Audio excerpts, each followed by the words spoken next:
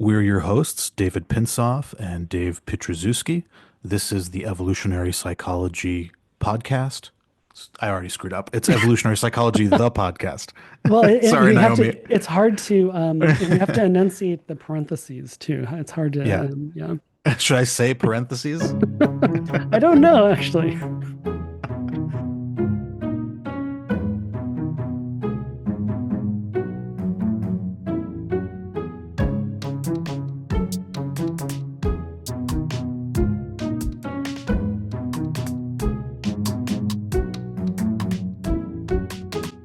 Hi, this is David Pinsof, one of the co-hosts of Evolutionary Psychology, the podcast. This is the first inaugural episode of the podcast in which Dave Pietraszewski interviews me, David Pinsof, about how I got into evolutionary psychology, why I love it, what kind of research I'm doing right now, and what kind of ideas I'm having from an evolutionary perspective. That's right, David. And we will have weekly episodes being posted. And in the following episode, David will interview me. In this episode, David covers a lot of ground about his interest in status. And what else do we talk about? I think we talk a bit about maybe politics a little bit. I'm blanking. I uh, I know we well, definitely talk about status. I forget what else we covered. Yeah, because we're actually in the future because we've actually recorded, I think, 9 episodes now. So, but we shouldn't say that because we're breaking the No. fourth wall. Yeah. So yeah, I genuinely don't remember what else we covered. It's a That's little great. hazy. Okay. Well, maybe somebody can listen and refresh our memory. So, okay. Thank you for listening. Welcome to Evolutionary Psychology, the podcast, and welcome to episode 1, David. Welcome.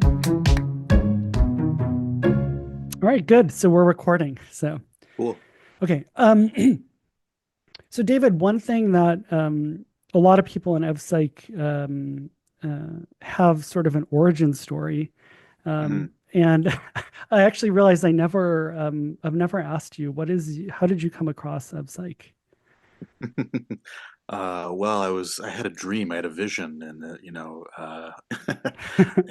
I woke up with the website for the Center for Evolutionary Psychology just in my brain, and I felt the urge to Google it. No, I'm just kidding. So origin story, yeah, it's interesting. I feel like a lot of EvPsych people do have origin stories because it's kind of an odd choice out of all of the careers to choose and all of the sub disciplines within the field of psychology to choose. EvPsych is a pretty odd one, not merely because it's sort of a minority perspective, um, but because it's kind of controversial in many ways for many different reasons. Steven Pinker wrote a whole book about why it's controversial called The Blank Slate. So it's kind of a weird new controversial discipline, and you sort of need an origin story to explain why you would choose this weird discipline in a way that you wouldn't need an origin story for a lot of other disciplines. Like, if we were just regular social psychologists or like chemists or something, I don't know that we would need an origin story necessarily. My origin story was I was in the middle of a kind of existential crisis in my youth. So I didn't know what I wanted to do with my life. I was actually a theater major. I thought I wanted to be an actor. I moved to New York with my girlfriend, who's now my wife, and I quickly became disillusioned with acting and the theater world, and was just at that time also kind of discovering that I had a brain and I had a pretty good one. And it took me like a long time to really discover because I hated school throughout most of my life. I didn't really find it rewarding. I just kind of coasted and bullshitted my way through it. And it was really only once I began asking myself the question of what I wanted to do with my life that I started really using my brain and thinking about like, what the fuck is going on? What is my place in the world? What is the world like? Like, what am I doing here? So I had a kind of intellectual awakening at that time. I just was reading tons of books, whatever I could get my hands on, voraciously, and I just randomly happened to pick up a copy of The Selfish Gene and a copy of I think The Blank Slate. Um, not for any particular reason. It's just these were like best-selling books, and they looked like something that smart people would read, and they had lots of big words in it, so I wanted to read it. um, but I just remember just being totally blown away by the insights of evolutionary theory, selfish gene theory, just the elegance of the idea, the explanatory power. I just felt like all of the puzzle pieces were just coming together. Uh, and From there, I read anything in evolutionary psychology I could get my hands on. I went through the, Tooby and Cosmides have that website, the Center for Evolutionary Psychology. They have all their publications. I remember I was just going through and just reading them one by one. Like I could not get enough of it. Just the feeling of insight was so powerful. And so around that time, I thought to myself, like, this is what I want to do. This is what I want to study. I don't even care if I'm particularly good at it, or I don't need to be that high status in it. I just want to be a part of it. I just want to be around other people who are thinking this way and taking this perspective. That's basically how it happened. I was just at I was having an intellectual awakening, an existential crisis, and groping for something. And out of all the things that I read, something about this perspective uh, really just opened my eyes. It kind of, that moment in The Matrix where Keanu Reeves, wakes up from after being shot by Agent Smith, and he can like see the lines of code, and like they all shoot the bullets. He's like, no, no, and the bullets stop. Mhm. uh, that's sort of how I felt discovering evolutionary psychology, that I could just like see the lines of code behind all the things that we do. Um, so yeah, I don't know why evolutionary psychology in particular spoke to me. Maybe it had. I like to think that it has something to do with like its objective insightfulness and explanatory power. Um, but yeah, I honestly don't know. I knew I was interested in psychology, so I was a double major in theater and psychology in college. Um, but I didn't learn any evolutionary psychology. I was just kind of vaguely interested in why people do what they do. When I was an actor, I was more interested in the character's psyche than the average actor was, and my acting teachers would often tell me to stop thinking and analyzing too much, just like get into your body and feel the character rather than think too hard about it. So even as an actor, I was thinking too much about the mind, and I knew that I wanted to think more about the mind as a career, and the way of thinking about the mind that seemed far and away more promising and insightful than any other way was evolutionary psychology.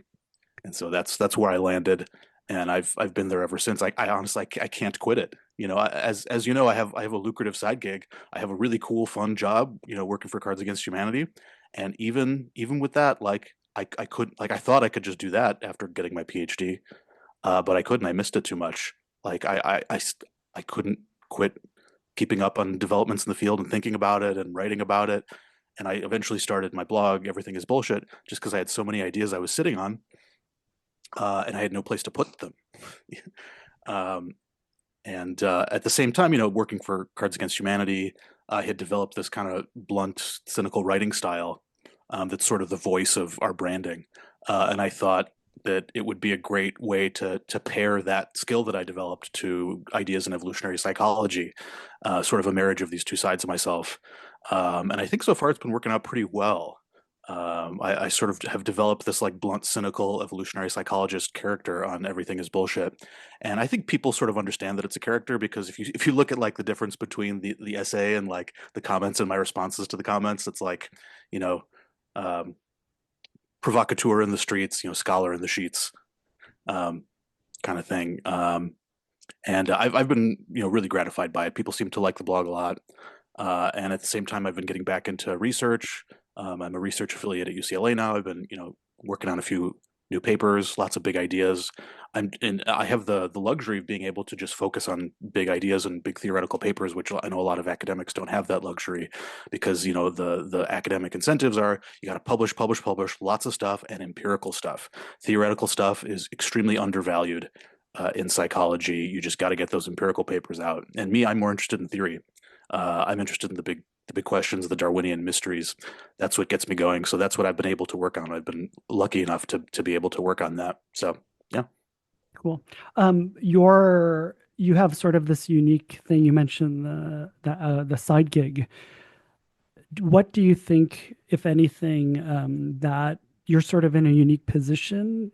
Does that give you sort of a unique scientific perspective on the sociology of science, or does it give you a chance to sort of take a step back and look at, um, as you said, what is the currency in the realm being empirical work?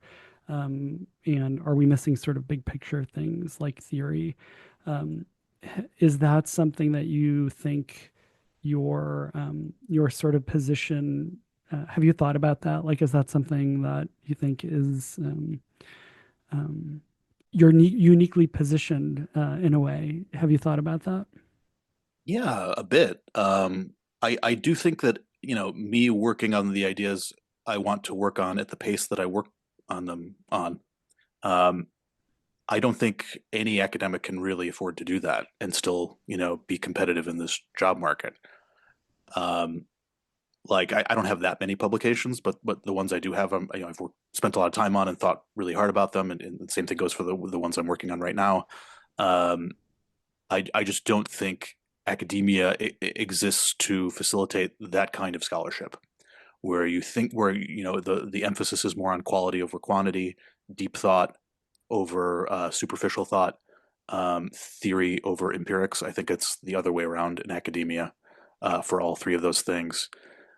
So yeah, I do think I'm uniquely privileged to be able to think about these big picture questions like what is ideology, what is social status, what are our sacred values all about, what is humor all about, um, and I just feel extremely lucky to be able to do that. Um, and yeah, I'm also excited to get to talk to you about it because you're such a well respected and excellent scholar in the field. And nothing gives me greater pleasure than just bouncing ideas off of people who share this powerful perspective and just arriving at new insights about human nature. So Oh, thanks. When you're doing your work, so things like the status game paper or the evolution of mm, social paradoxes, we can talk about that in a little bit. Um, do you have a particular sort of diorama of the world in mind? Like, are you thinking about academia, or are you thinking about your life experiences, or so this idea that everything is sort of this hidden status game. um, in your own experience, where do you think that idea came from? honestly, it sort of came randomly. So as you know, status is a huge topic in evolutionary psychology, and I think correctly so. I think status is arguably one of the most important selection pressures that has shaped human nature out of all of them. I think, we kill for status, we die for status. Um, so I had always been interested in status just because it was such a big topic in evolutionary psychology. But I remember just randomly, some new psychology paper popped up. It wasn't even an evolutionary psychology paper. It was just an empirical paper showing basically that seeking status lowers your status, or being Mm. seen as a status seeker results in real social cost. People view you as selfish, manipulative, deceitful, untrustworthy, uh, mean, narcissistic. All sorts of negative judgments are heaped on you for being seen as a status seeker. I remember when I came across that paper, I think it was called Status as a Four-Letter Word or something. Um, it just really stuck with me because that was a huge wrench thrown into my understanding of the world. Like, how could I reconcile that idea with everything I knew about the importance of status seeking in humanity? So, on the one hand, like, it's this huge, important, powerful motive that drives so much of what we do. And on the other hand, we overtly pursuing it seems to sabotage our efforts to pursue it. We have to somehow pursue status without uh, creating common knowledge of the fact that we're pursuing status. And that's a really hard problem to solve. And so that just got me thinking, how do we do this? I mean, what are the mechanisms we need to solve this problem of seeking status without being seen as a status seeker? What are the cognitive mechanisms? What are the implications of this? Could this explain why status symbols are so volatile and arbitrary? Could this be a kind of engine of cultural evolution that throws out variation in what gets us status and what lowers our status? I started thinking about how paradoxical it was. And honestly, just thinking about this contradiction of us being status seekers and losing status for seeking status, that contradiction just gave rise to all the ideas in the paper. Just focusing on those two premises. I think most of the ideas in the paper about sacred values, about cues and signals being unstable, about politics being, about dominance, but we can't reveal the fact that it's about dominance. All those things just kind of naturally fell out of that inherent contradiction. Yeah, so it kind of started randomly. This thing caught my attention. It seemed interesting and important, and I just followed the path wherever it led, and it led me to this paper that I'm really excited about. What is the sort of short version of why seeking status decreases your status? So unfortunately, there isn't a short. It's a complicated question, and it's an interesting. It's not. I wouldn't say that it's universally true. So there are some cases where overtly seeking status doesn't really lower your status all that much, and I talk about these in the paper. So, for example, if you're living in a really poor community and wealth is super important in a social partner, like all the other traits that you're looking for in a spouse or a friend, go out the window. Do they have resources is the most critical question. In such an environment, it really makes sense if you're rich to shout from the mountaintops that you're rich, to really, audaciously display your wealth, buy expensive things, because that's really important to get the message across that you're rich, right? Yes, doing that kind of ostentatious displaying of wealth also makes you look kind of selfish and vain and petty. But the costs of those inferences are far outweighed by the benefits of just getting the message across that you're rich. Because people don't care about, selfishness and vanity as much as they care about wealth itself in an environment like that. So an environment like that, the status seeking and signaling can be quite overt, and it's pretty stable. But then if you go to, say, a wealthier environment where people have the resources they need to survive and flourish, and being seen as wealthy doesn't actually give you that much of a competitive advantage in the social marketplace, then all of a sudden the benefits of shouting "I'm rich" from the mountaintops are no longer as high, and the costs of the costs of looking like a selfish, narcissistic, petty person are much higher. And in that case, the costs are likely to outweigh the benefits. And so in environments like that, you might try to covertly signal your wealth. This has been referred to as stealth wealth. There was a cool essay in the New York Times analyzing a hat that one of the characters was wearing in the show Succession.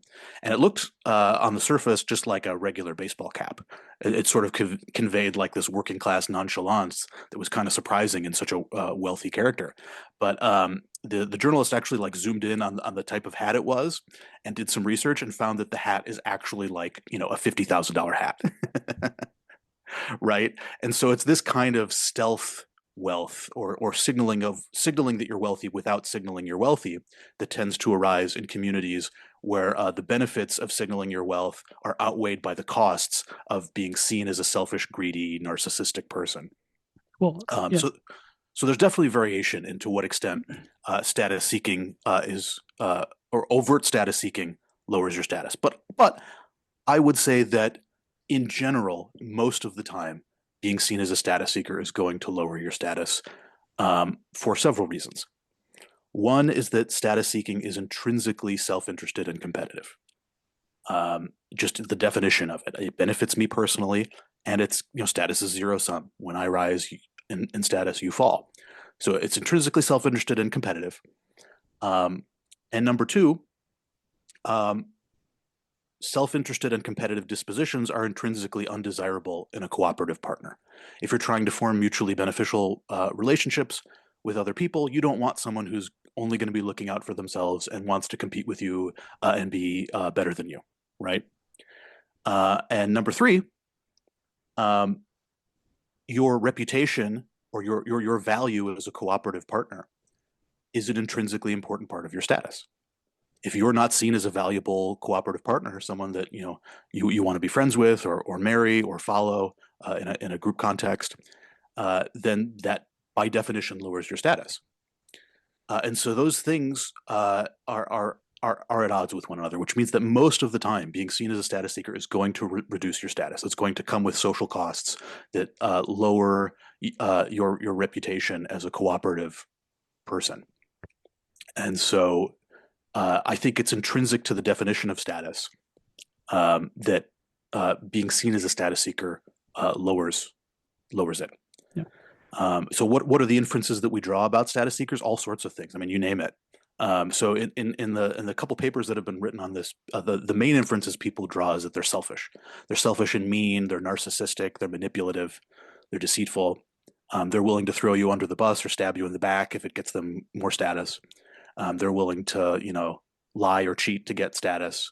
If they're athletes, they'll do performance enhancing drugs. If they're in business, they might defraud people like Sam Bankman-Fried did. They'll do whatever it takes to elevate their social standing, even if it means shooting all over other people or stabbing other people in the back or betraying everyone who trusts them. They're seen as really bad people. And we have all sorts of colorful words to describe these people: asshole, dick, douchebag, for women, a bitch.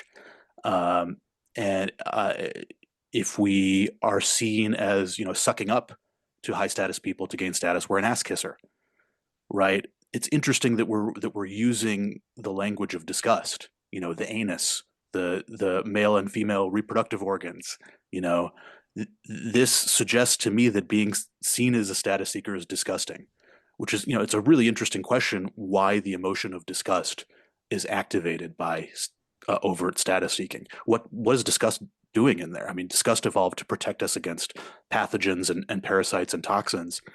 What does it have to do with status seeking?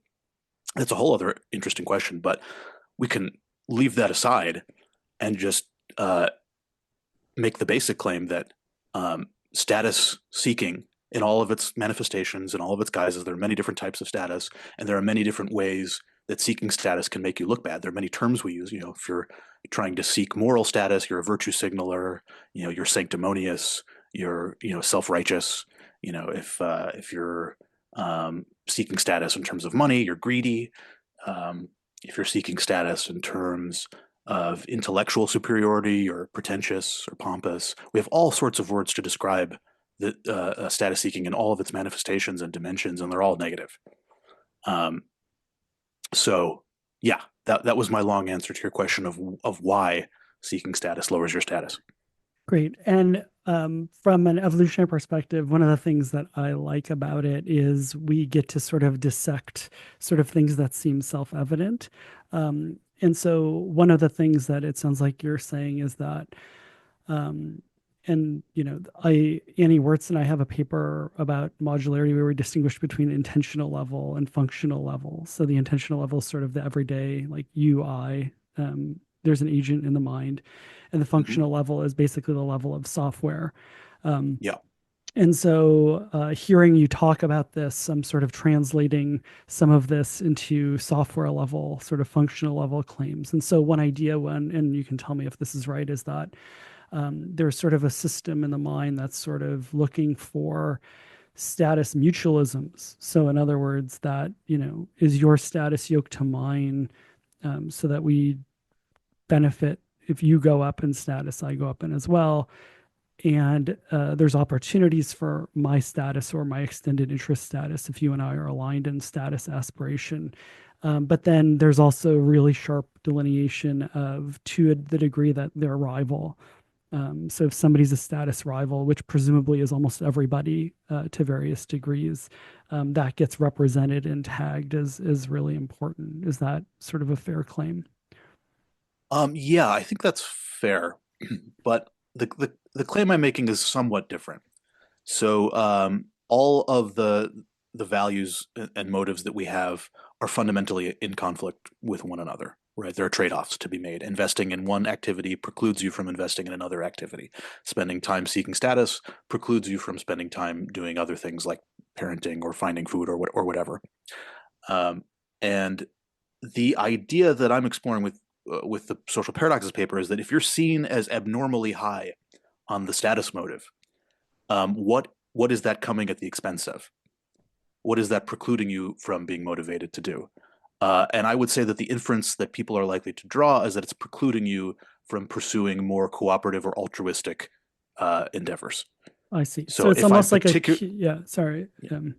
so so most people, when forced to choose between, say, status and keeping someone's trust, or status and, say, keeping their marriage faithful, or status um, and say, betraying someone or lying, or dissing someone's reputation, a nice person would choose uh, those other things over status. They'd say, the status would be nice, but I'm not going to lie to get it.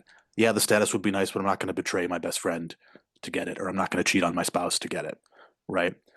But the status seeker in all of those cases is going to choose status over those other things. And that is what we're threatened by, I think, at the end of the day. That is what is driving the negative inferences about a person who is abnormally high on status seeking motivation. And there's plenty of empirical evidence for this as well. So there's literature on the so-called dark triad of negative traits: narcissism, Machiavellianism, and psychopathy. Narcissism is all about status seeking. It's about, I deserve better. I care about, looking superior. I want people to think I'm better than them.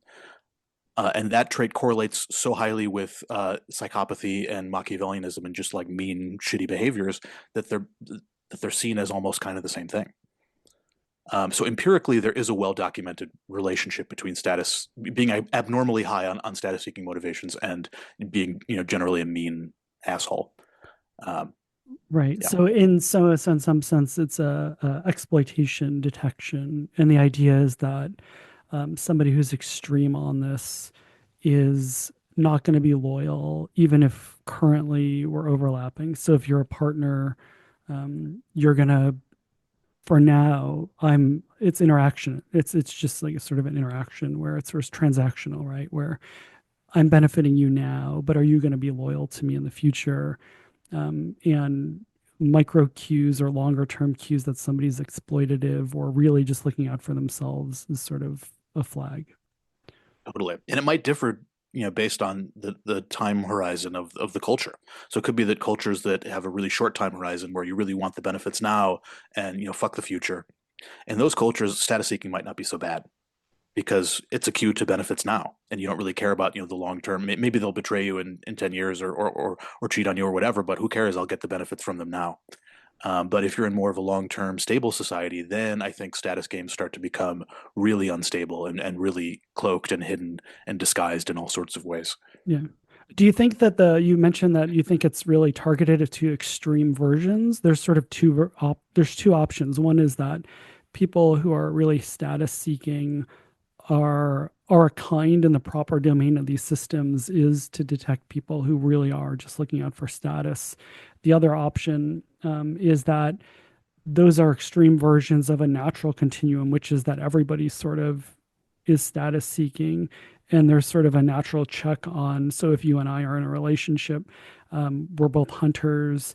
We both provide each other with meat, but there's sort of a detection in both of us as to whether or not either one of us is sort of getting uppity from the perspective of the other. Like, am I starting to signal, oh, David, it's confusing because we have the same name, but but David, oh yeah, no, he's not, really pulling his weight, or, really, I got that one, that big game the other day. And so even if I'm not chronically a super narcissistic dark triad type, there still might be sort of design in me to sort of see how much status aspiration movement I'm allowed by you. Is that how you're thinking about it, or is it really in terms of like that there are different different sort of types of people, and there are people who are just designed to be status at the expense of these other longer term relationships? I definitely view it as more of a continuum. Okay. It's a very smooth continuum. Yeah. So I think all humans want status. So there's no one who's zero on the continuum. That's just not possible. It's just such an important part of our evolutionary history, such an important correlate of biological fitness that I don't think natural selection would favor anyone who doesn't care about status at all. Mhm. Nevertheless, there's variation in status motivation, just as there's variation in any trait. And there are costs and benefits of being anywhere on that continuum, just as there are costs and benefits on being anywhere on any trait continuum. So I view it as very much a smooth continuum and a very hard problem to solve of how do we assess where other people are on that continuum. And if everyone's concealing their status-seeking motivations, then it becomes increasingly hard to figure out who the selfish status seekers are. And if you catch a glimpse of it in someone and you don't catch a glimpse of it in anyone else, well, that's the best evidence you have that that person is relatively higher on status-seeking motivation than other people, and therefore they're not good to partner up with. And it might be that inference is wrong in some cases. It just means maybe you just happen to catch that person doing a typical human thing that anyone would do. But because they're the only person you caught and you didn't catch anyone else, that's the best evidence you have to go on that they're not a good partner. Yeah. And one thing that keeps coming up recently in work, and so like people like Aaron Lukashevsky and Jamie Krems, is sort of people have been finding things like, people in a romantic partner prefer people who are kind and intelligent, but the tagline is kind towards whom. So status at the expense of others towards whom is sort of the more stilted tagline here, which is then there's also the problem of if I'm observing somebody who is sort of status seeking, there's two different options. One is they're status seeking, but who's the beneficiary of it, and who's the cost, who's the victim of it. And as I'm saying that sort of sounds similar to this sort of alliance idea of politics. Is that, would you make that connection that that part of the design and part of the hard problem of status is that it's not intrinsically that status aspiration is a problem, but it's always that there's a more sophisticated calculation that status is asserting sort of how things should be, or the resources, or what power I should have. And there's a calculation of, well, how am I going to be impacted by that, right? If you, David, stand up in a group and say, I want status, I'm not going to intrinsically view that as a bad thing unless I first say, well, how is him getting that status going to affect me and my interests? Yeah. So that's a really important point. So if I say, I'm better than you, Dave, that's going to be threatening to you, right?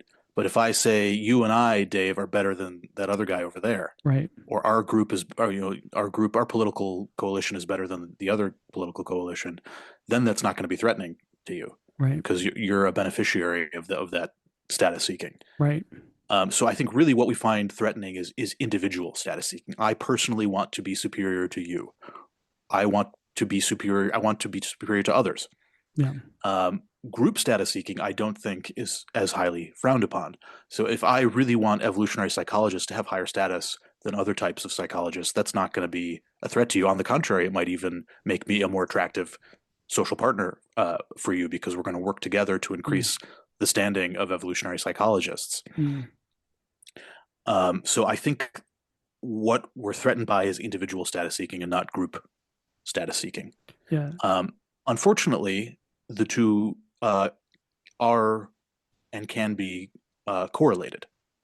So if I'm really gung-ho about making sure that evolutionary psychologists are better than other psychologists, and I really just want to shit all over the non-evolutionary psychologists and diss them whenever I can, that empirically is correlated with me also being an individual status Mm. seeker. So in the paper, I review tons of evidence showing that people who are really zealous about politics, who are really, love to pontificate about how morally superior they are on social media, love to, diss the other side, who indulge in conspiracy theories, who support authoritarian policies for their side, who really like to humiliate members of the other side.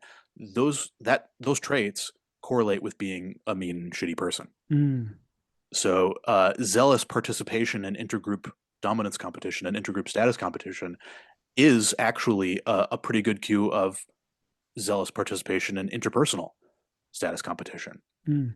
It's really interesting too, because there you can be so in psych, for example, or any area, if you sort of do the outgroup test, right, which is sort of if you see, so if I'm status aspirational for my group and you're not a member of that group, there are two different extreme versions, but there are a continuum again. But one is sort of I'll do anything to uh, achieve status for my group. The other one though is that I'm doing it in a way that is sort of palatable or acceptable. So I'm doing things like things that don't register negative reactions from an outgroup, and I wonder if that's basically the difference between the cue that somebody is an individual seeker of status versus a good coalition partner. So if I say, for example, just make it concrete. So like I'm interested in psych, and instead of being like, well, everybody else is stupid, I'm just like, well, look, there are important things about evolutionary psychology like adaptationism or design mindedness or understanding that there are systems in the mind that we're not conscious of. These are important things to understand about psychology. So I am not I'm sort of positively explaining why I think these things are important. Now, if to the degree that I specialize in these things, I'm still getting status or benefits from them. But if you're reading that or hearing that as somebody who's not an psych, that's a very different thing than me saying, well, people who aren't evolutionary psychologists are stupid. And so there's sort of a way to be coalitionally entrepreneurial about your subgroup status that doesn't burn the bridges of sort of a larger community, right? Yes. Or you can't. So right. So like maybe you are just another kind of psychologist, and so you're asking the question: Is Dave? I'll call myself Dave. Is Dave burning bridges with me versus not? And I think one is palatable and one isn't. And it's sort of obvious, but I think one of the reasons why that might be, and I'm curious what you think, is that one, it's about ultimately is what I'm doing threatening to your status, right? And number two, Yeah. it's also diagnostic of if we do become allied, sort of what would my, or if we become entangled, am I going to exploit you or not, right? And so this is sort of the thing of like, if somebody talks bad about their friends and I'm not friends with them, boy, I wouldn't want to be their friend because they're going to talk bad about me, right? So if I'm sort of, um, yeah, the fact that it's palatable for you or not, I think it's interesting. Yeah. It's a huge and complicated question. So what differentiates the, trash talking other fields of psychology in a way that might make you look mean from just talking about the positive things about evolutionary psychology and the value that Yeah. it plays? Um, well, one is, I think, in the case where you're just talking about the insights of an evolutionary approach in a positive way, there's plausible deniability about what your motive is. So at the end of the day, at the ultimate level, it might be a kind of status-seeking move. By preaching the virtues of F-Psych, you'll rise in standing in the F-Psych community. But it's not obvious to observers that that's what your motive is. As far as they're concerned, your motive is to, promote knowledge and insight and understanding. And so when you talk about knowledge and insight and understanding, you're framing what is at the ultimate level a status seeking motive in terms of a higher altruistic abstract goal, knowledge, wisdom, whatever. And so this might be a good segue into sacred values. I think in the former case, when you're just talking about insight, you're couching the status seeking in terms of a sacred value, and that ultimately benefits our group by stabilizing our status game. Whereas if you are just being blunt and open about your desire for intergroup supremacy, then the jig is up. It's clear that status is ultimately your motive. And then I can draw all sorts of negative inferences about you. It's interesting because even if you're overtly seeking status in a domain that I care about, it not only makes you look bad, it also threatens to make our status game collapse.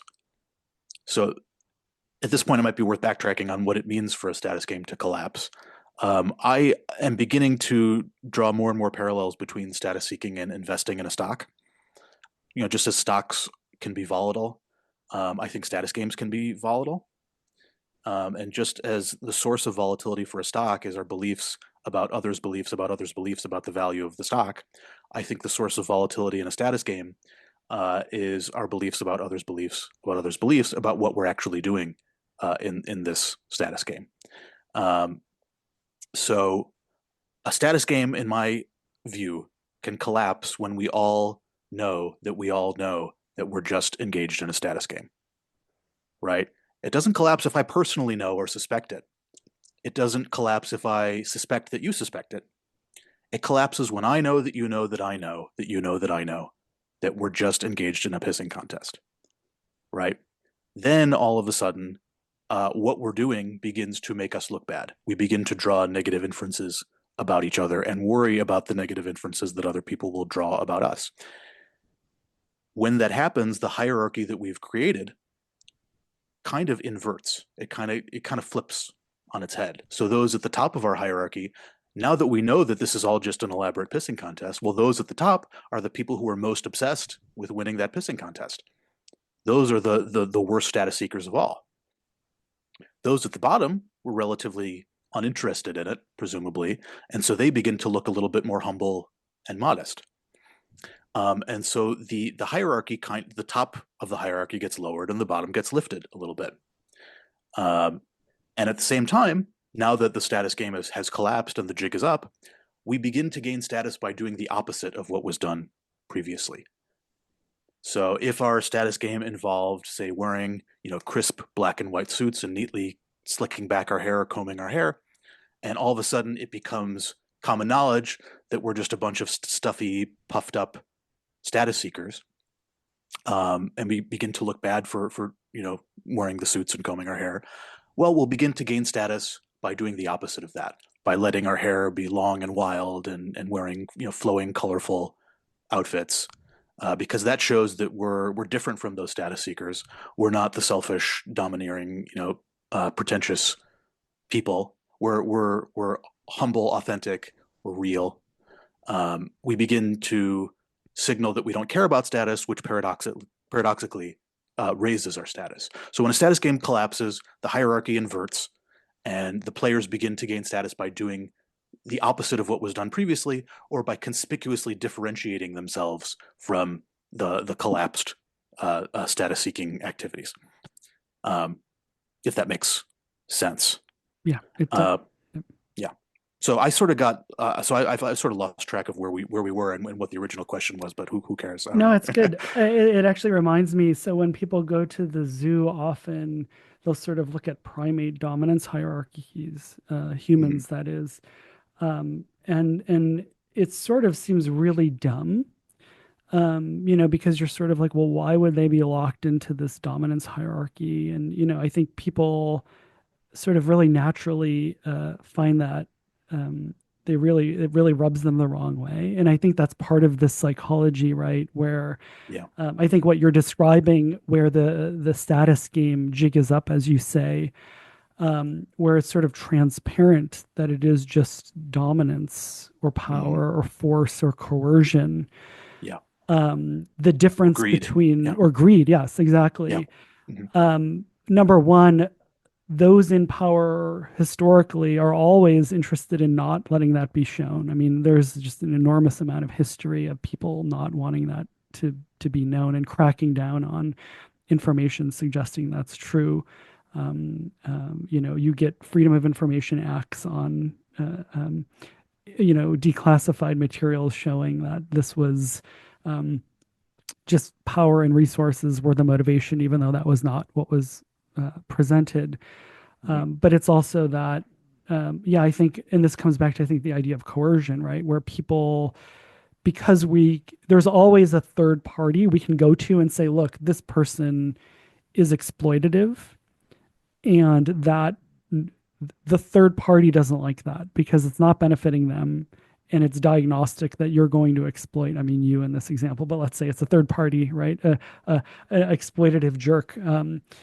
Uh, we're not going to like the exploitative, domineering person because there's always a larger set of third parties we can go to who look at that and say, well, they're not benefiting me because I'm just disinterested, and they look pretty exploitative. And so I wonder if that sort of open flexibility, creativity of coalitional entrepreneurship is sort of what's lacking in other, to some extent, other primates, or the dimensions of dominance or status. And so when Yes. people go to the zoo and they're like, wow, that seems really horrible.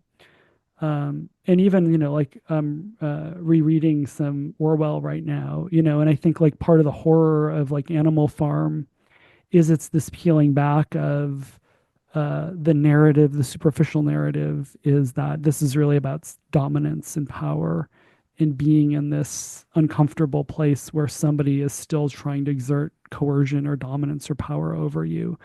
Um, that is just part of human nature, is to not want that. And I think it's because we have this coalitional flexibility.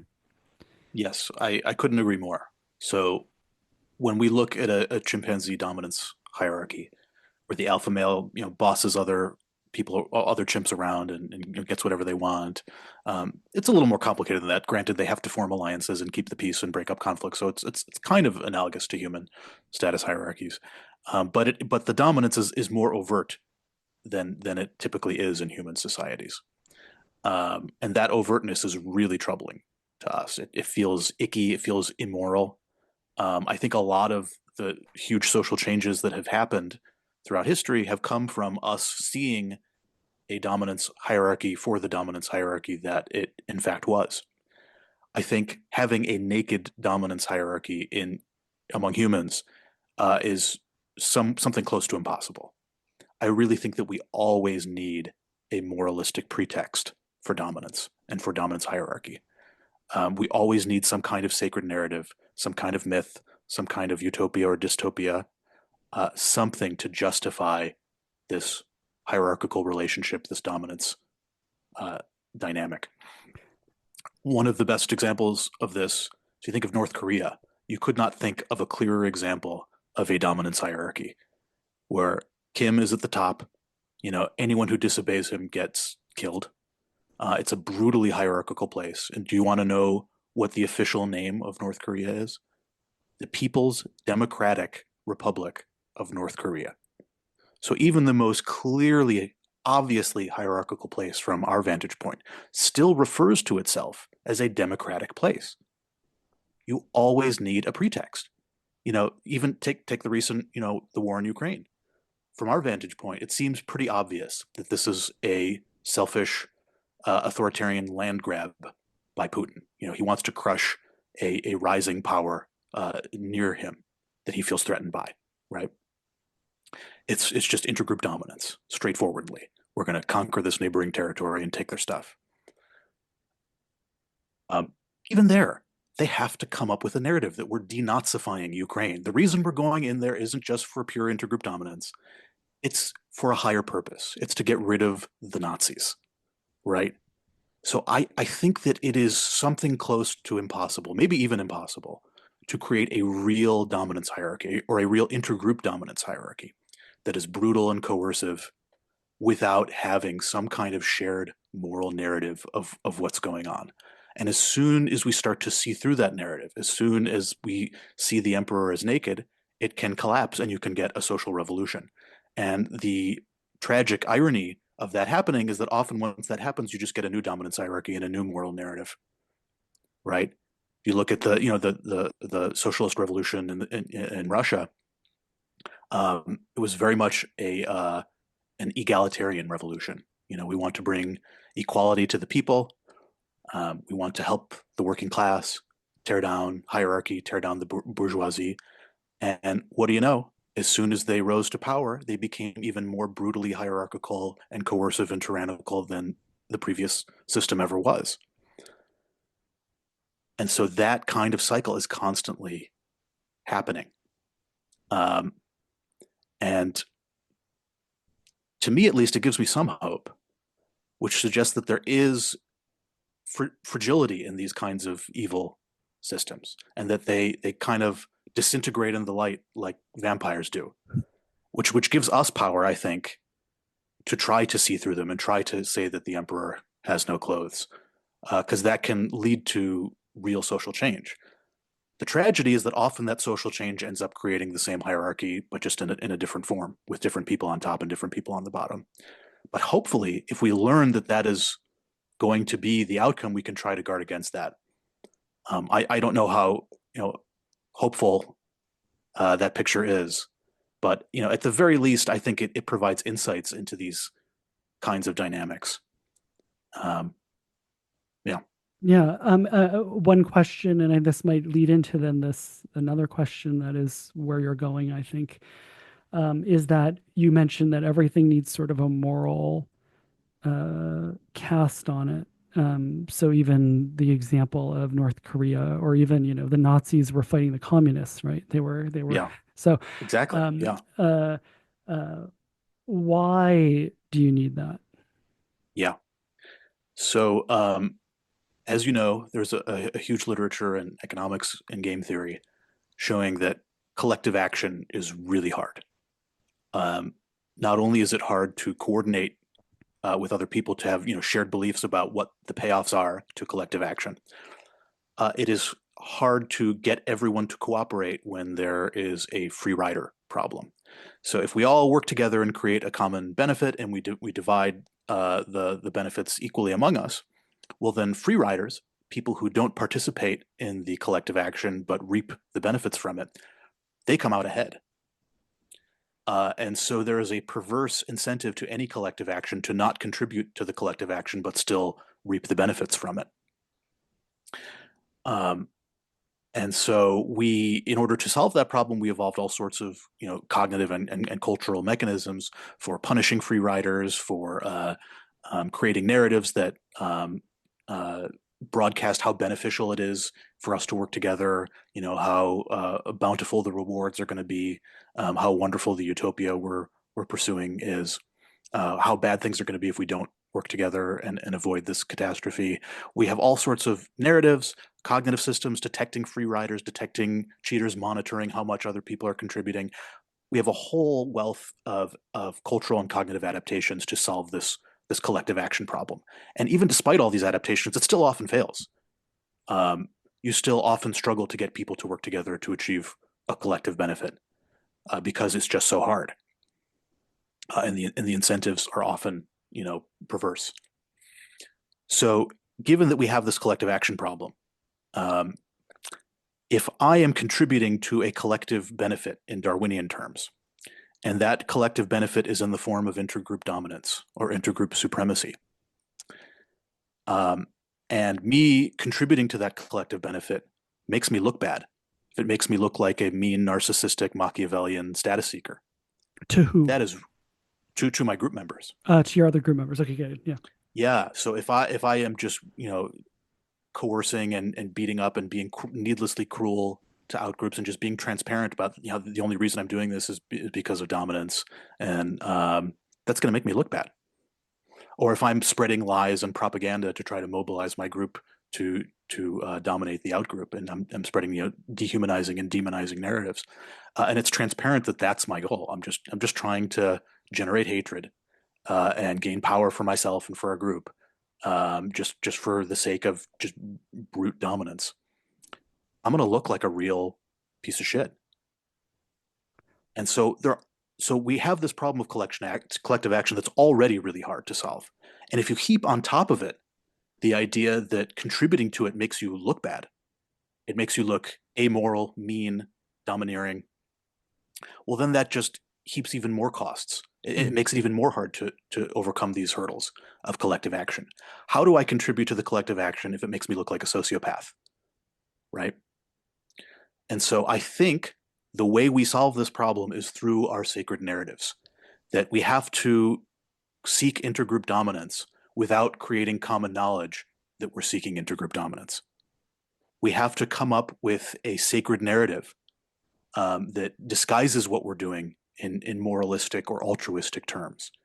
If our agenda is ultimately self-interested or in the interests of our group, we have to disguise it as being universally benevolent, as it helps everyone, it makes the world a better place. If we have to spread demonizing narratives and propaganda to mobilize the group to collective action, well, those aren't narratives. That's not propaganda. It's just the truth. It's just the obvious, unbiased truth, and anyone who disagrees is just crazy or stupid. If we're going to exploit or dominate or attack or kill the outgroup, well, we're not doing that for dominance. We're doing it because they deserve it. They're evil. They're a threat. They're going to destroy us if we don't handle the situation, right? They're subhuman. It's either them or us. So we need these narratives. Intergroup dominance could not be possible without these narratives. Because as soon as we have this narrative, then all of a sudden there are social benefits to contributing to the collective action.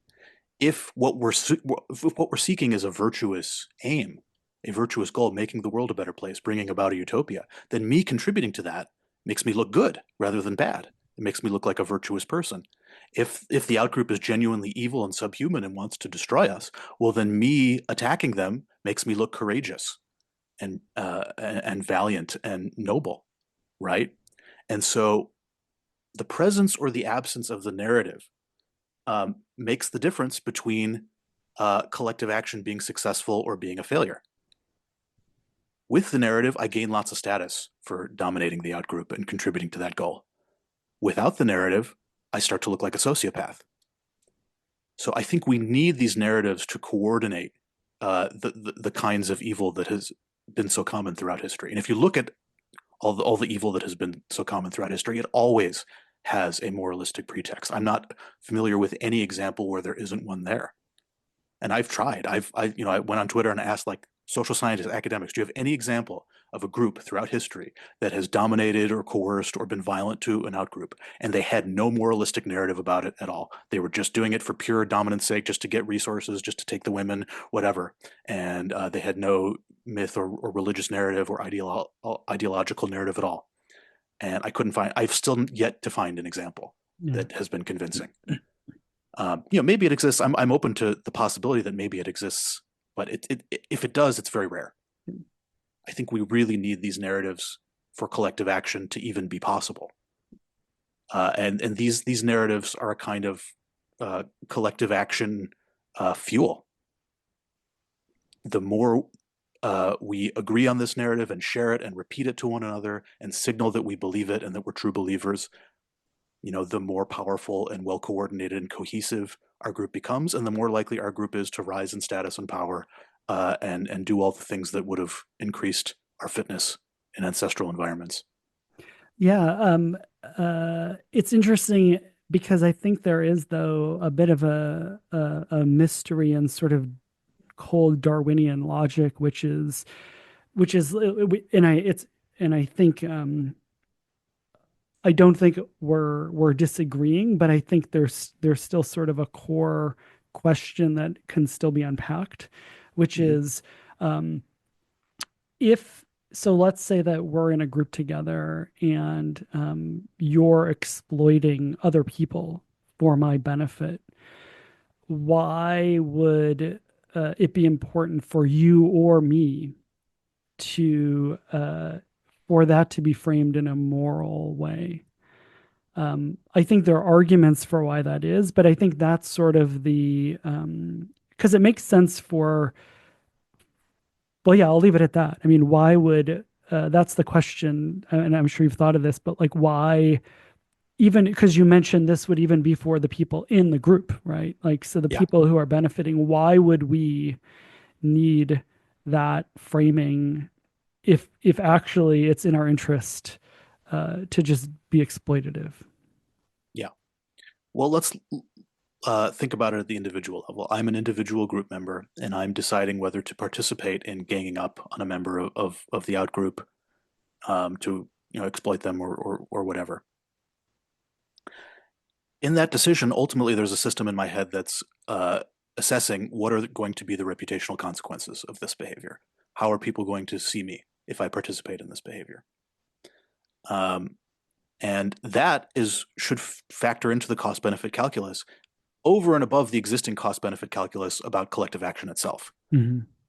Right? Over and above whether I think they're going to be free riders or whether I think we're Right. sufficiently well coordinated or whatever. There's this additional layer of what are people going to think of me if I do this. And on top of that, I have to also think about what other people are going to think that other people are going to think of them. Right. Sorry, that was a Exactly. complicated No, thought. no, no. It's good. But to be concrete, I think what you're saying is is that you and I are in a group. You're Yeah. you're the leader. I'm not only considering how your status machinations are affecting me and also what I'm going to think of you. But part of what I'm going to think of you is what I think other people will think of you. Mm-hmm. Right. Yes. If I'm trying to predict your behavior, then I have to get inside your head and try to predict how you will predict other people's judgments. Exactly. Yeah. And this layer, it's called meta representation, thoughts about thoughts about thoughts about thoughts, or thoughts about other people's thoughts about your beliefs, about their desires, about your beliefs. We're very good at this kind of meta representation of embedding these layers of mental states at many different levels. And I think that is crucially important to collective action. So I only want to participate in the collective action if other people are participating. If I'm the only one who's going in there, then it's going to hurt me if I participate, right? So what determines whether other people are going to join me? Well, what determines that is what their beliefs are about what the payoffs are going to be, right? And what their beliefs are depends on what they think my beliefs are. And my beliefs, my beliefs about the payoffs of participating depend on my beliefs about their beliefs about my beliefs. So as soon as there's a seed of doubt that's planted in a group that maybe our motivations aren't so noble and high-minded, maybe we're just doing this for tribal or sadistic reasons. Even if there's a little bit of doubt, even if I suspect that, then all of a sudden I start to suspect that other people might have had the same thought. And then I might suspect that they suspect that I've had that thought. And as soon as that seed of doubt is planted, it can be like an acid that eats through the entire group. Because now all of a sudden I'm doubting whether I will actually get status if I participate in ganging up on this member of the outgroup. If I'll actually look noble and brave, or whether I'll look sociopathic and cruel. So that doubt can feed on itself. So I think that common knowledge of reality can destroy the incentives that are necessary to engage in outgroup cruelty or intergroup dominance. So I think we need the narrative in order for the collective action to be possible. And so, yes, there are costs to being deceived about that. So if I see you ganging up on the outgroup and I perceive you as a brave and virtuous person for doing that, in some sense, I've been deceived about your character. I might trust you in other social interactions more than I otherwise would. I might be inclined to cooperate with you more than I should. But if we're in intense intergroup competition, and whoever wins the competition is the group that is more mobilized and cohesive and motivated and committed, where the incentives for contributing to the collective action are really high, then the benefits of succeeding in that intergroup competition are going to outweigh the costs of being deceived about your character, right? It's just straightforward, cost-benefit calculus. When the stakes of the intergroup competition are higher, then I can accept more false information about my group because it's worth it. It's worth the deception that we can be sufficiently mobilized to outcompete the rival group. Or at least that's the argument that I make in the paper. Yeah. That in certain situations of intense intergroup competition, the costs of false information about the group and about group members' character can be outweighed by the benefits of successful intergroup competition. Yeah, and even I would say even if it's not false, right? I mean, there's also this thing of, and I think this occurs at every scale of social interaction. There's sort of, well, what in a very, again, kind of cold Darwinian sense, sort of a transactional thing of sort of, well, what does this person afford? And if you are somebody who's pretty high in dominance, then you sort of say, well, look, person is really helpful, or they can apply that skill to when it's useful for me, right? And so that becomes sort of a thing in a market, in a social market, right? But then I don't want it directed at me. And so there's two things. One is if you are sort of a simple dominance robot where you're just sort of exerting dominance all over the place, then I should want to keep you around when the intergroup conflict occurs, and then I'm going to keep you at arm's length otherwise. And there might be designed to do that. And there's sort of roles then. You sort of an implicit roles of sort of, well, here's what this person's set of skills are good for, how they might exploit me versus others, and I want to direct the business end of their exploitation towards others and not towards me. But then there's the other part too, is then, there's also then just partner choice where, if you are dominant, there might be selection in you to sort of signal when you're going to be dominant, if you need to recruit allies and the people that you're actually, you could either, actively signal, I'm not going to be dominant towards you, or just signal you're dominant towards the outgroup. And so, selectivity in terms of, and this comes back to the target specificity thing, right? Of who the target of the dominance is, I think would be really important for the system. I would agree that's important. But it's also important what the reason is for the dominance. So, yeah, and is that because, and so this is something I'm still a little less clear on.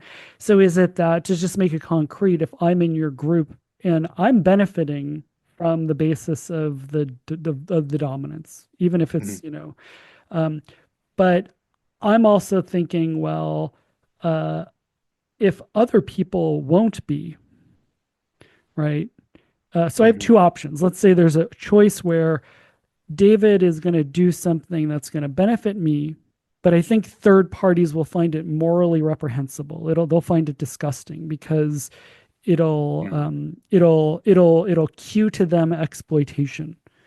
There's another part, which is that David's going to do something that's going to benefit me, but he's also talking about it in a way, and the way it's presented is, my model of third parties is it's not going to elicit strong exploitative cues.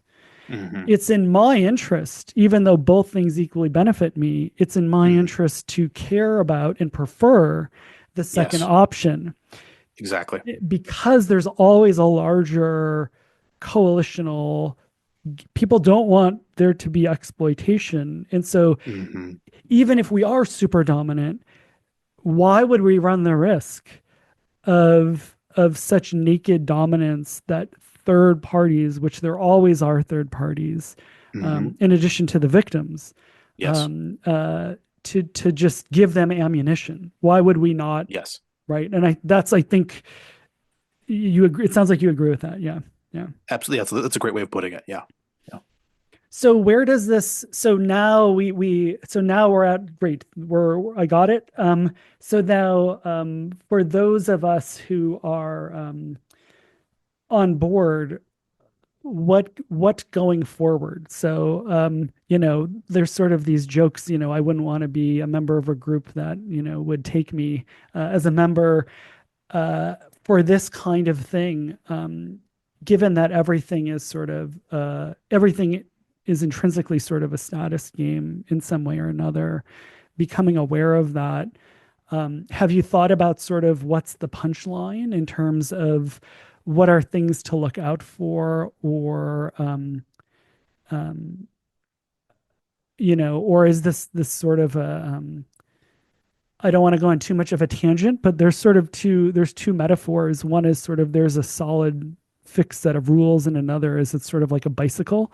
The Mhm. people who invented the airplane were Orville and Wilbur Wright, and they were bicycle mechanics. And the argument is that you couldn't get a static fixed thing to fly, and people were Mhm. constantly trying. And it was actually no accident that bicycle mechanics invented the airplane, because what you needed in an airplane was real-time correction, Mhm. because it's just too complicated otherwise.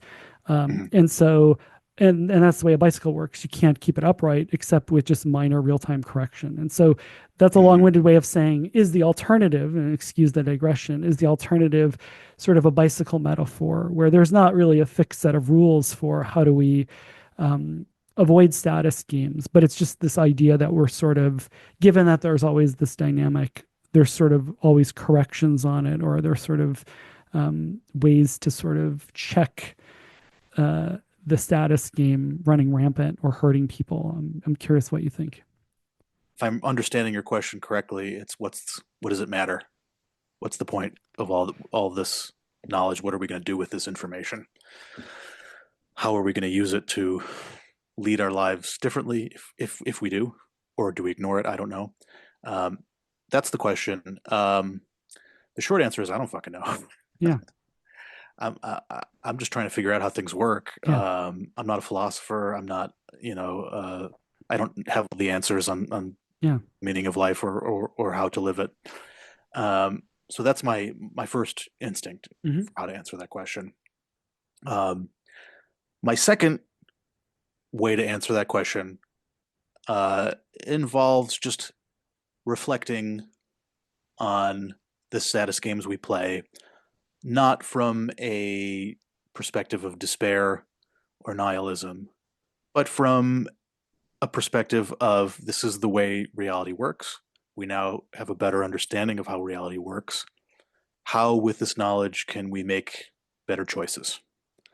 Um, so, one thing I've been thinking about is what does it mean for a status game to be good or bad? Certainly, there are differences in the types of status games that contribute to collective benefits and improvements, not just for the players of the status game themselves, but for society as a whole. And there are some status games that are quite toxic and destructive and generate costs, not just for the status seekers themselves, but for society as a whole. And so I think understanding that everything is a status game or everything is bullshit, to slightly oversimplify, is that we can gain some insights into which status competitions are worth engaging in and which ones aren't. Now, I have no illusions that this type of information is going to create a radical transformation in society because people have incentives to, play the status games that they're likely to win. And if I come along and say that your status game is toxic and stupid, well, they're going to say, "Fuck you! I'm going to play it anyway because I'm likely to win." And I'm an ape, and I ultimately want status. And yeah, your game might be better for the world, but what do I care about that? I care about getting status for myself. That's what I evolved to care about, or at least that's what the unconscious part of all of us is thinking metaphorically. Um, so I have no illusions that knowledge of this stuff will radically lead to human betterment and human flourishing, but I think it might make some improvements at the margin. So for people who are on the fence, who are say young and or they're having a midlife crisis or they're deciding like what am I going to do with my life? What are the status games that I'm going to participate in? Um, for those people where they're on the fence and information like this might actually tip them one way or the other, it might be useful to say, hey, this status game is actually better for society. Maybe I should play this one. If all else is equal, might as well play the better one. So I think it could lead to those kinds of improvements at the margin. And I think that realistically, if you're a social scientist, that's all Yeah. you should hope for, and all you really can hope for. Yeah. I think there's often a misplaced sense of utopianism in the social sciences. that can paradoxically lead to disastrous outcomes and dystopias. Eugenics was a very utopian movement, and it led to a living nightmare. So I think we got to be very careful with utopian ideas, and we have to do what Tyler Cowen preaches on his blog, Marginal Revolution, which is pursue marginal revolutions, look at changes on the margin. So I raised this topic of good versus bad status games. I'm still thinking about this. My thoughts are still tentative and open to revision, but I think it's probably fair to say that science is a good status game. It might be depressing for some people to hear that science is ultimately a status game and not a high-minded quest for knowledge and wisdom. I think it ultimately is a status game. Those are the incentives that shape its trajectory. If you change the status incentives, you will change the outcome of science. As we've seen with the replication crisis, if you get status for pumping out lots of low-quality publications that are unlikely to replicate, then guess what? You're going to have lots of low-quality publications that fail to replicate. If you change the status incentives and reward people not for pumping out counterintuitive, flashy findings that don't replicate, and you reward them instead for producing high-quality work and insightful theories, then maybe you'll get that. So we have to figure out how to change the status incentives of science so that we get better results. So science is a good status game, I think. It's not perfect. It certainly has its problems. Certainly in psychology, it has a lot of problems, and we can make some changes to try to solve those problems. What's another good status game? I think markets are a good status game. I know a lot of people in academia are have some antipathy towards capitalism and towards markets. So I understand this is not a popular view. But I think if you look at the history of capitalism and the increases it has caused in our standard of living, it is a pretty damn good status game. You have people competing to provide goods and services to other people at more and more affordable prices. That is going to lead to better and better results over time, more innovation, more things that people want and like at more and more affordable prices. That has pretty positive results for society. Why people are so hostile towards markets and capitalism is another interesting psychological question. I think it has to do with the overtness of the status seeking, which we talked about previously. Businesses are profit-seeking entities. Money is a kind of status, and so if all they care about is profit, then they look really icky and ugly, and we don't want to be associated with that. And so what do businesses have to do? No business in their mission statement says our mission is to seek profit. No, they say our mission is to bring joy into people's lives, or to follow grandma's recipe, or build sustainable communities, whatever high-minded bullshit you see on corporate mission statements or values statements, right? The corporation can't just say that it wants to make as much money as possible, because then it will look bad, and people will not want to work for the company, and people won't want to buy the goods or services produced by that company. So it needs a high-minded narrative. The problem is that everyone sees through it. We all know that at the end of the day, businesses want our money. And that makes it icky and ugly, and that makes capitalism itself, despite it producing wonderful, bountiful benefits for us in the form of a beautifully rich and colorful standard of living with, technologies and tools and riches beyond the wildest dreams of our ancestors. Despite all that, because the status seeking is overt and out in the open and on the surface, it looks icky and we don't like it, and we gain status by being anti-capitalist. I think that is a huge mistake. It saddens me that academia has taken that kind of anti-capitalist approach. Granted, you can talk about the costs of capitalism. Certainly, it has negative externalities. We could talk about ways of fixing it with government intervention. That's all fine. But you have to acknowledge the benefits too, right? You have to have a realistic understanding of how reality works. And even the goals that progressives claim to care about, like equality between groups. There's no greater engine of equality and tolerance of outgroups than capitalism. There's tons of research on this, that exposure to a market economy makes you more tolerant of outgroups, less willing to exploit them, because it is straightforwardly incentivized. If I only trade with members of my group, I'm going to make less money. If I only hire members of my group, I'm going to have fewer job candidates. If I only work for members of my group, I'm going to have fewer job offers. If I only buy stuff from members of my group, I'm going to get shittier products. Capitalism directively incentivizes the destruction of intergroup boundaries and intergroup barriers. It is not only one of the most powerful mechanisms for alleviating poverty, it is the most powerful mechanism for breaking down intergroup boundaries and for creating economic interdependence between countries and disincentivizing war. So it gets progressives all the things they want: reducing poverty, creating intergroup equality, reducing the benefits of war, and yet they hate it. And that, to me, is one of the greatest tragedies of progressive ideology at this moment in time. So I went off on a huge tangent there. No, Sorry. it's good. No, and we should have a larger conversation, because I think I do think that there's also a distinction, and maybe we can have this discussion next time or soon. There is also a distinction sort of between free market and capitalism. Yes. Right. And I think one of the criticisms of capitalism, I think everything you're saying is right within certain circumspect boundaries.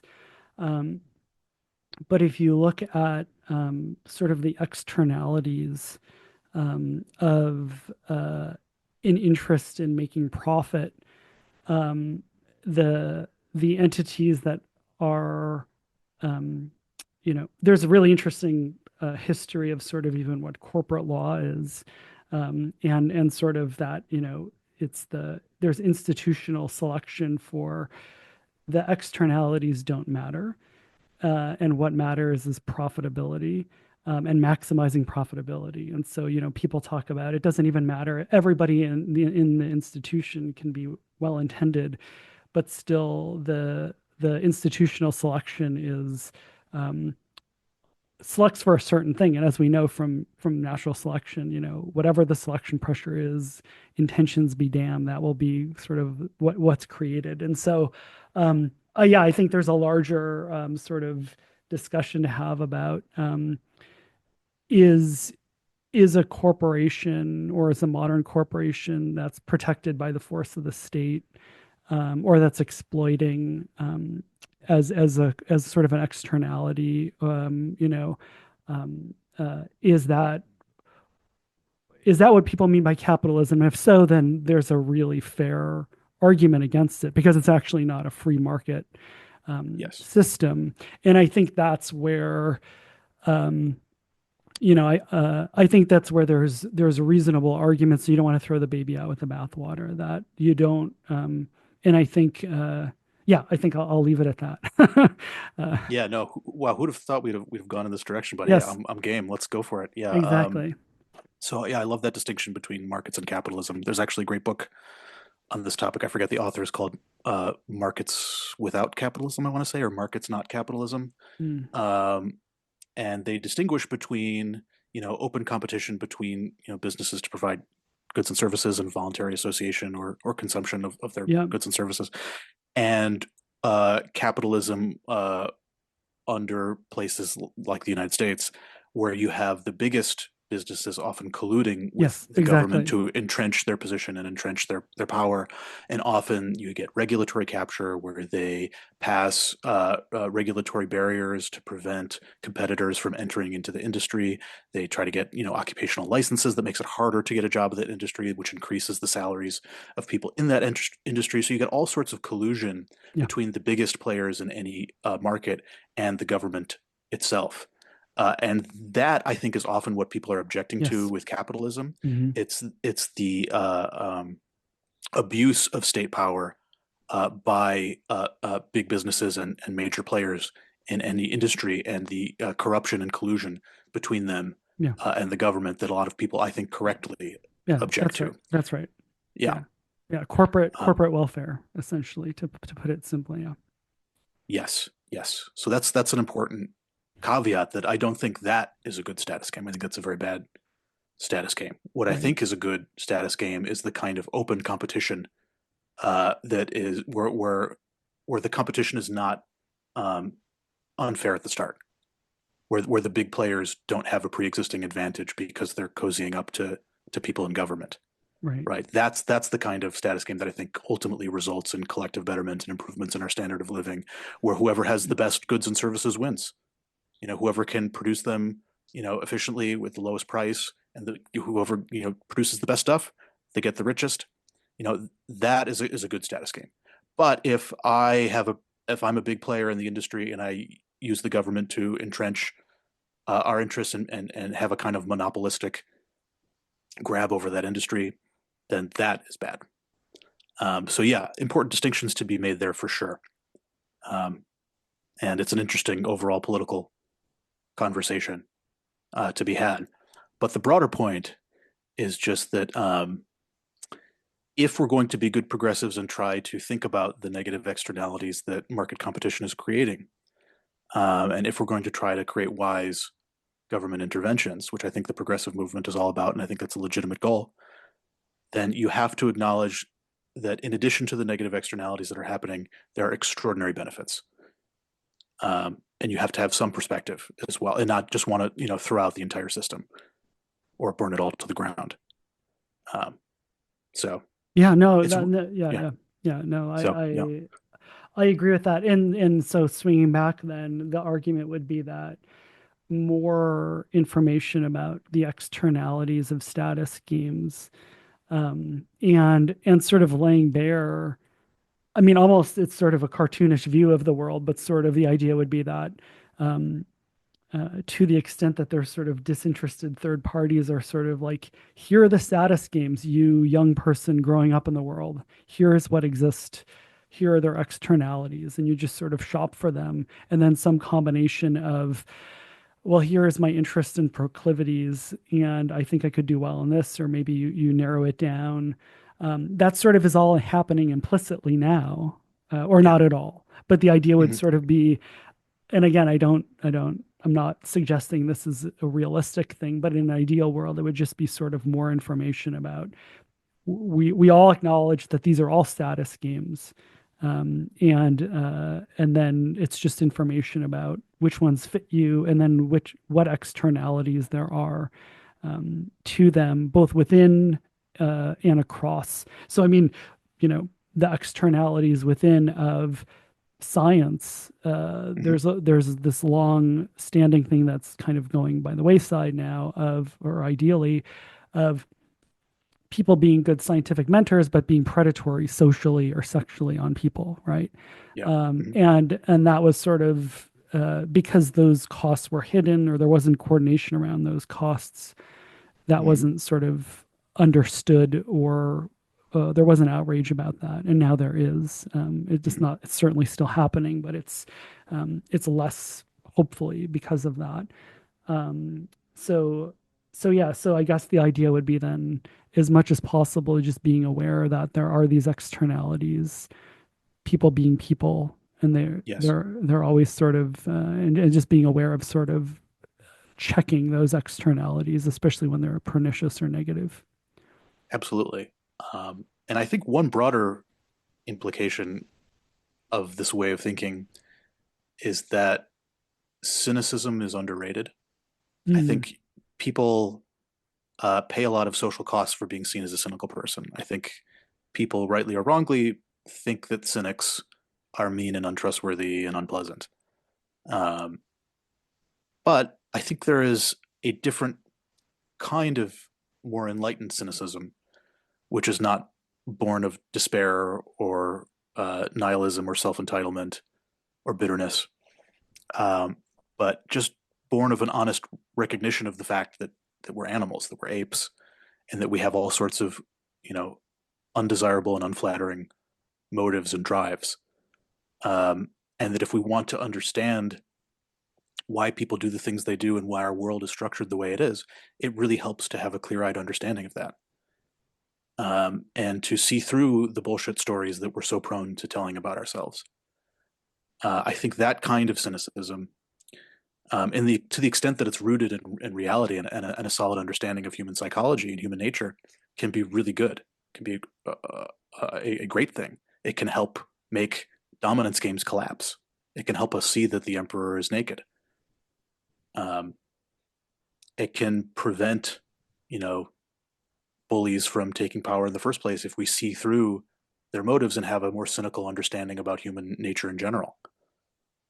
Um, That doesn't say, maybe there are costs to it, to taking this kind of cynical perspective. I'm not sure. I haven't thought through it all. But I think at the very least, I would say that cynicism, at least of the kind we're talking about, is underrated. And it's helpful when we're evaluating, the various status games we play and which ones we should participate in. It's helpful to see them as status games in the first place, which is impossible to do unless you're sufficiently cynical, right? To even see the stuff we're doing as status games is already a very cynical thing to do. It's to even get to the place where you can decide between good and bad status games, you have to be a pretty cynical person. And I think if we could get rid of some of the stigma of being a cynic, that might be helpful. What does cynical mean to you, and how do you think most people understand the word? So my understanding of cynicism and the cynicism that I subscribe to is different from the intuitive understanding of what cynicism is. So the intuitive understanding of cynicism is that everyone is selfish, and it's just every man for themselves. Nobody can be trusted. It's just a dog eat dog world. So that's not the kind of cynicism that I subscribe to. I don't think self-interest is our only motive. We also care about our families, we care about our friends, we care about our groups, and we often do altruistic things for our friends and family and fellow group members. Ultimately, it cashes out in long-term benefits for us, otherwise it wouldn't exist. But we do care about other people, not just ourselves. So my kind of cynicism is not that everything is self-interested. It's a little bit broader. Everything is self-interested, nepotistic, or group interested. Everything, or at least our deepest motives, our basic motives that arose by natural selection, they can really only be one of three things. They can be self-interested, nepotistic, or group interested.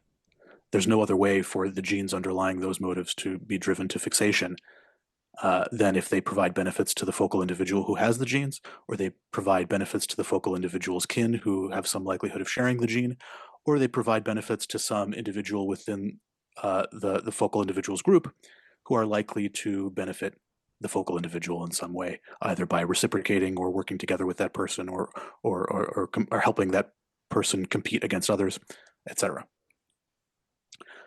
So my brand of cynicism, which I call Darwinian cynicism, is just basically focusing on the unholy trinity of human nature, which is selfishness, nepotism, and groupishness, and using that as a heuristic for predicting and explaining human behavior.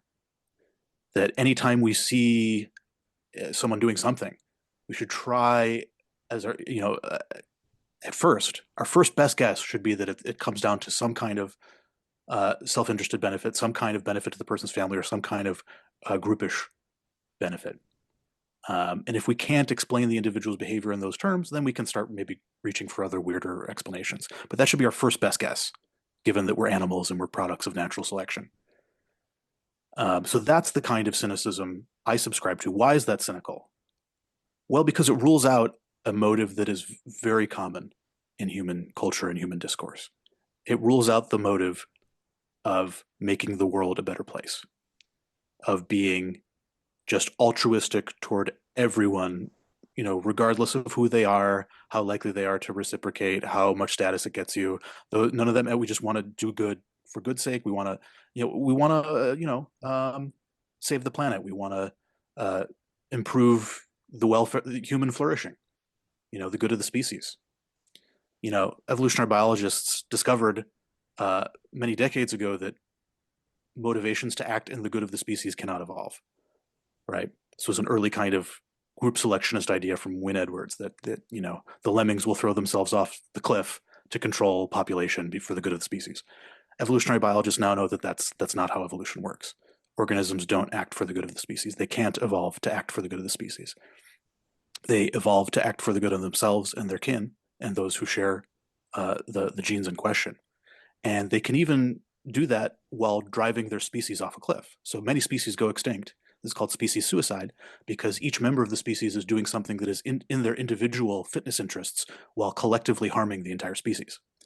So if we're investing lots of time and resources in competing with each other for status or mates, that's time and resources that we could have been investing into other activities that could have helped our species proliferate. Instead, we're burning those resources fighting with each other. And the more of those resources get sunk into the competition, the worse the species is as a whole. And so good of the species motives can't evolve.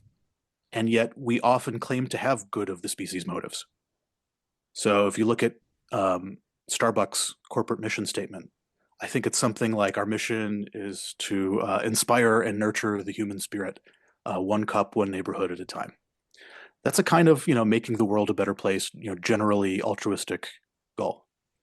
And I don't think those types of goals are plausible. I don't think they can plausibly evolve. And so insofar as someone is describing their motives in those overly altruistic terms, we should be skeptical, just as we're skeptical of Starbucks' mission statement. Nobody is trying to predict what Starbucks is going to do next by saying, what would most likely inspire and nurture the human spirit? Is this going to be more inspiring and nurturing to the human spirit, or is this acquisition going to be more inspiring and nurturing to the human spirit? No one's asking that question, because that's the wrong question to ask if you want to actually predict what Starbucks is going to do. If you want to actually predict what Starbucks is going to do, you have to ask what's going to maximize their profit. Similarly, I think we need to view humans in the same way. We have PR systems in the same way that Starbucks has PR systems, and they serve the same function as the PR systems of Starbucks. And if we want to understand and predict human behavior in the same way that economists can understand and predict the activity of corporations, we need to see through that PR. We need to see through that bullshit, and we need to get sufficiently cynical in the same way that economists, I think, are sufficiently cynical about what goes on in the marketplace. Yeah, if I can re-describe what you're saying and see if the idea is not that claims about things being beneficial to people don't exist. It's not reducing those down to that they don't exist. It's that all claims about what should be done arise out of evolved design that is a product of natural selection. And so of all of the ideas about what should be done, they're all coming out of motivational systems designed by natural selection. And so they're not designed purely for a group benefit, even if that's sort of... I would say maybe group benefit, but not species benefit, not general benefit, not indiscriminate. Sure. Yeah. Not sure. So the sophistication is to understand that there may be times where designs might produce ideas that are really terrible and shitty and create really bad externalities, or they might create really great externalities and really good beneficial things that do. But in every case, it's the results of design for quote unquote self or extended interest. And so it's not the case that we shouldn't shop between those things that have crappy outcomes and good outcomes. It's that we should be skeptical when somebody is selling us a pure motive. Yes. And so really this comes back to this idea of openness, which is that, so I mean, I genuinely believe that many people throughout history have done really heroic things to make the world better. But the idea would be that in every single case, that's the result of design that's either from a Darwinian sense misfiring or is well designed and firing. But we can understand. So, if we're working for civil rights or rights of a disenfranchised group, we can understand that we're doing it because we also care about people care that we care about it, and we want to be heard, and hearing us being heard is validating. But in that case, the social benefit and our personal benefits align. And so if everybody knows that that's true, and we know it's true, then it's okay. But if I'm sort of selling this thing that I'm not getting anything out of it, I'm really just sacrificing myself, that's the thing to be skeptical of, sort of, is the idea. Yeah, that's a great way of putting it. Or at least I think that is the more insightful way to see things. Um, I recognize that, maybe we don't want to see things that way all the time. Maybe we have our objective, evolutionary psychologist hat that we put on it sometimes when we're making more abstract decisions about, public policy or what status game we want to play or whatever. But when we're actually playing those status games and in the moment, maybe we take that hat off and we subscribe to the feel good narratives and the sacredness and you'll get caught up in it just like any normal human being would. And I think that's okay. I don't think this kind of Darwinian cynicism is a hat to wear at all times. I think if you did wear it at all times, it would probably be pretty depressing and your life would be pretty unlivable. You know, I certainly don't wear that hat when I'm like hanging out with my daughter. Um, yeah, it's at the end of the day a gene replication strategy that I'm so interested in her well-being. But it's certainly I'm not thinking that way when I'm taking care of her. Um, so yeah, I think there's a time and a place to put on this perspective, um, and it's not necessarily all the time. Yeah. And for me, and maybe this is just a difference, and maybe I don't do this, but I think there's also something to be said, and um, I like work that sort of questions the initial assumption. I remember, just real quick, I took an argument and debate class once in undergraduate, in college, and I remember I was sort of arguing a position, and the professor said, "Well, you're accepting the first premise of the argument, and that's really your problem." And I realized that as soon as I accepted the first premise, which is almost feels polite to do, Hmm. it sometimes that can be the lethal point. Hmm. And what I really like is where there's sort of sometimes false choices, that you can reject. And so, for me at least, f- I don't know if I take off my Darwinian hat when I'm with my son in the following sense of, when I'm with him, I feel sheer joy and I Hmm. benefit immensely from all of the time and energy and devotion I put into him. And at the same time, I realize why that exists, right? Like Hmm. that it's still, um, so I think for me at least it comes back to, um, if you think that the reason why love exists or caring about people exists in this sort of abstract, disembodied way that has nothing to do with your biology, and that in order for it to exist, it has to be independent and exist away from this biology. If you're forced to make this choice Hmm. between, there's an evolutionary logic for this being the outcome, or else it's not good. For me, Hmm. at least, that's sort of the distinction I would like to get rid of, right? Which is Hmm. sort of to say, uh, um, you know, it's all, there's all an evolved logic to it. And Yeah. then once you accept that, then it's a matter of, well, what are the externalities? What are the consequences, going from there? And so, so no, I think that's right. That if you understand a Darwinian perspective as being an ulterior motive, then you should take the hat off. But for me, at least, I sort of keep my hat on, but I view it as Hmm. just sort of, it's an additional thing, in the same way, like when I look out and see, I think it's really cool that I can see, and I know that Hmm. that's all made possible by machinery.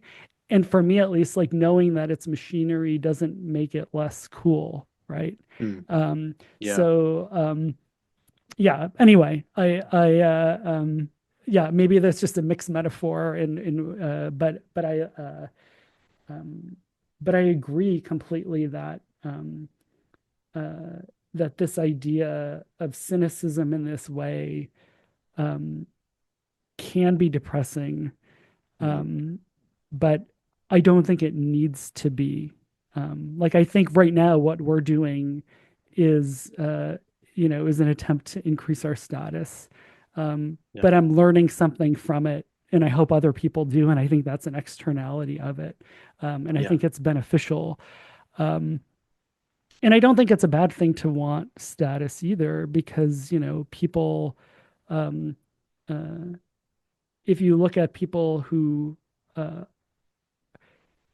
people who are low bargaining power, people who are harmed by people who are victims, uh, Hmm. like if you look at what it looks like when somebody doesn't have status, that Yeah. can be a bad situation. So I don't think, people deserve status by virtue of being people. Yeah. And it's just a matter of people don't deserve status by virtue of exploiting other people.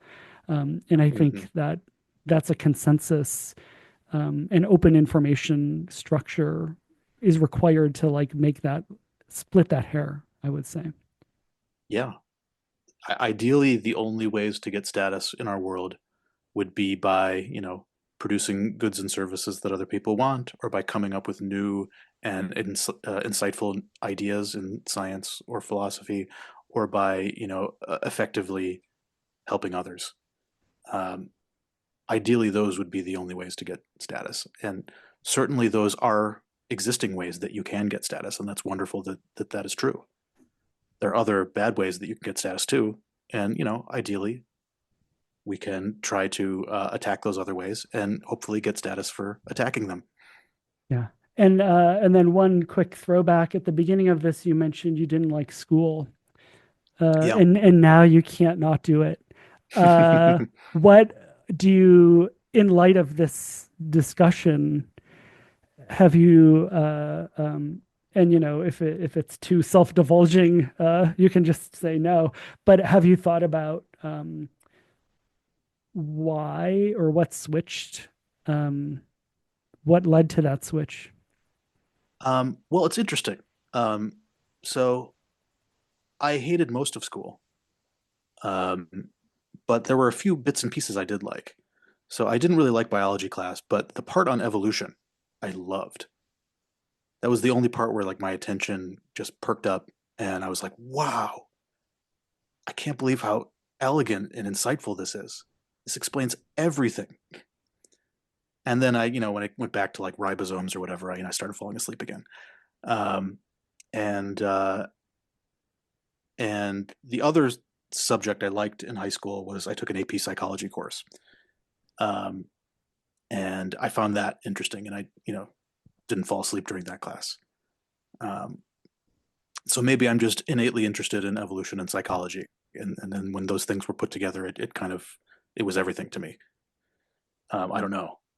It's an interesting question why we choose the particular paths we choose. Maybe there's just a lot of genetic variation, and maybe I have genes for being interested in evolutionary psychology.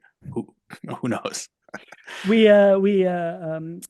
One can do a task analysis of curiosity. We actually did that as a group. Oh, interesting. So maybe we can get some folks on about that. So, Yeah, certainly there's variation in the elicitors of curiosity for people. Different people are curious about different things.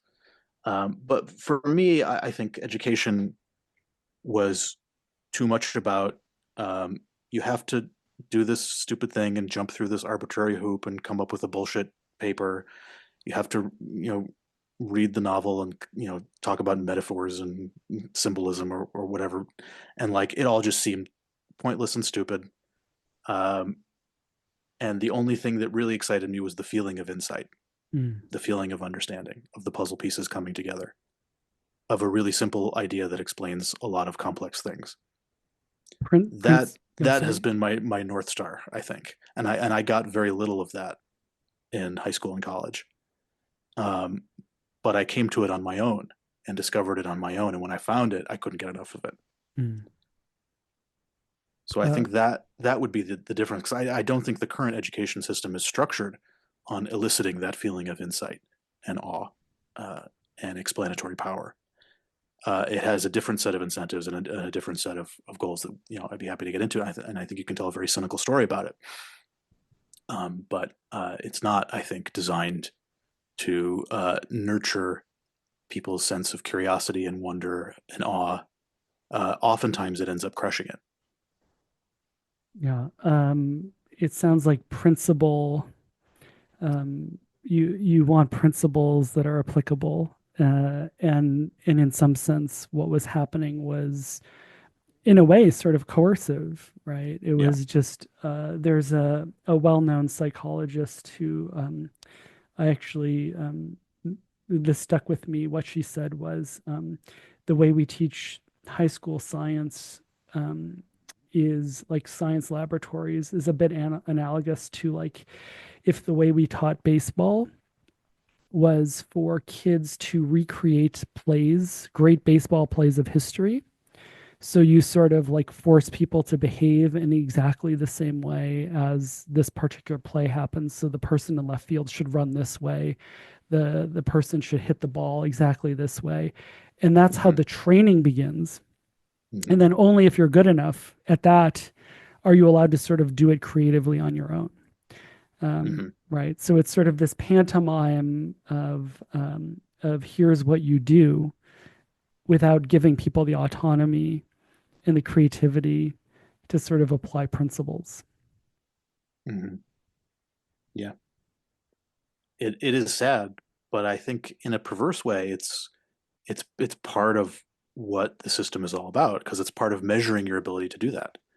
And your ability to do that is a very valuable quality in the marketplace. If you look at what kinds of employees people want to hire, you want to hire the employee that's going to follow the rules, that's going to do what you say, that's going to, toe the line. If they need to bullshit to get something done that's going to be in the corporation's interests, whether it be writing a mission statement or a PR campaign, uh, that's the kind of employee you want. You want a conformist, obedient rule follower. And also you want, a smart, attentive person who can pay attention to boring bullshit and jump through arbitrary hoops if they need to. You need someone who's hardworking, who's organized and sticks to a schedule and can get shit done. I mean, those are the types of traits that you need to prevail in the current educational system, and those are the types of traits that a lot of businesses want. And that's ultimately what the education system is about, I think, is signaling that you have those traits, not giving you those traits. I don't think it actually teaches you to be smarter or more hardworking, um, but it allows you to get a credential that says that you do have those traits. And that makes you very attractive as an employee. Um, so, yeah, I very much subscribe to the signaling model of education, uh, pioneered by an economist by the name of Spence, I think, and popularized by Brian Kaplan in his book *The Case Against Education*, which I think is a really interesting and provocative book. Um, I'm probably not qualified to judge the economics of it because I'm not an economist, but from a psychological and sociological perspective, I think it is a really powerful theory of what education is all about. That it's ultimately about signaling that we have these traits that are desirable to employers, and it's not about actually increasing our productivity or our civic mindedness or any other high minded thing. Uh, so sorry to bring the conversation back to a cynical, dark, and depressing place. We were getting so uplifting and positive there, and I brought us back down. I'm sorry. Um, No, yeah. don't be. No, and I mean, I think, yeah, and I think the converse of that. I mean, so like John Dewey and other people. If you look at sort of people trying to design science or education generally in a way that encourages creativity and autonomy. Um, there's a lot of sort of historically was a lot of work on that. And yeah, I think if you were to ask sort of what is the current system well designed to do, I think that these newer analyses, I think it would be hard to escape this idea. But I think it comes back to again, um, not not you shouldn't apologize because the first thing to change something is to sort of acknowledge that it is that way, and Hmm. that it is just a consequence of sort of institutional history, Yeah. and it continues to exist, and there are status games involved, and so Hmm. if you want something to change, the leverage point is either find new people whose status would benefit from a realignment of how the system is structured, or go after the status of, there's an enormous incentive to institutional incentive, for example, to teach to tests, because people make profits on that. And it's very easy to sort of say, well, look, we're improving this thing. And the first thing you or I know who has had any training in psychology is that you're confusing the measurement for the thing being measured. And if you take that to an absurdity, where you confuse those two things, the thing that you're actually trying to improve, which is the child, for example, even in an ideal world, you're sort of going to end up with a poorly designed system. So I think being blind about what institutional selections or what status schemes are going on is not a cheerful thing at all. So you shouldn't apologize. Yeah, no, it's one of the benefits of a cynical perspective, I think, at least in the Darwinian sense, is that you get a better understanding of how things work, even if it's not a pretty picture. And that's the only way to make them better, is if you have a clear understanding of it. Sounds good. Any final thoughts? Well, this was a very wide-ranging and fun conversation. I love all the different turns it took, and I had a blast. Yeah, me too. Sounds good. Well, we'll see what happens next time. Cool. All right. Thanks, man. Thank you for listening. If you like what you're hearing, please leave us a kind review or check out our Patreon page if you want to throw us some money. Yeah. I don't know. Is there anything else to say? Come back for the next episode, and or if you're in the middle of binge listening, go for that. Okay. Stay tuned for the next episode.